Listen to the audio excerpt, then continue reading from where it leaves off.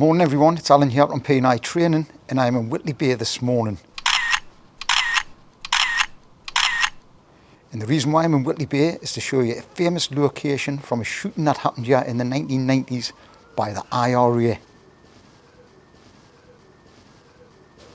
Most people will have heard of the IRA, and they were especially active through the 70s and 80s and into the early 90s, where they would do a lot of planned executions and bombings.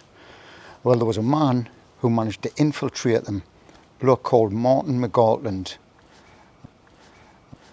Martin Mcgartland started out as a kind of a taxi driver for the IRA, and he would listen into conversations. And eventually he was starting to inform on them to the RUC, and he reckons that he saved 50 people from being assassinated. And he ended up writing a book called 50 Dead Men Walking, and then they made a film about it. But while he was infiltrating them, the IRA somehow found out. So they captured him, took him to a safe house in Belfast, where they intended to torture him to get the information out of him and then kill him. Mcgartland decided he didn't want to be killed, so he dived out of a first floor window, landed on the street below and done a runner.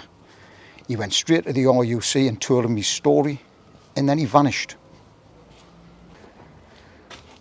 Nobody knew where Mcgartland had went, but it was obvious that the British government had put him up in a safe house where they took as much information from him as they could get. Nobody knew, but Mcgartland had been moved here to Duchess Street in Whitley Bay.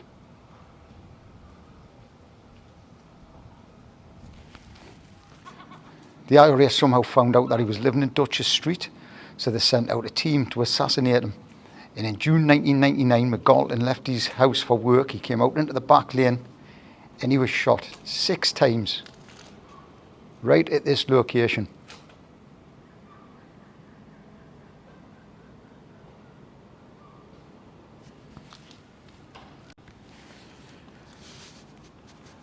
Mcgartland survived the assassination attempt, and that's when he went on to get his book published and make the film. So if you ever see the film, at the beginning that in Canada when he gets shot, but it was actually here in Whitley Bay. So there you go then, Whitley Bay and the IRA linked. Who would have believed it? Thanks for checking in. See you next time.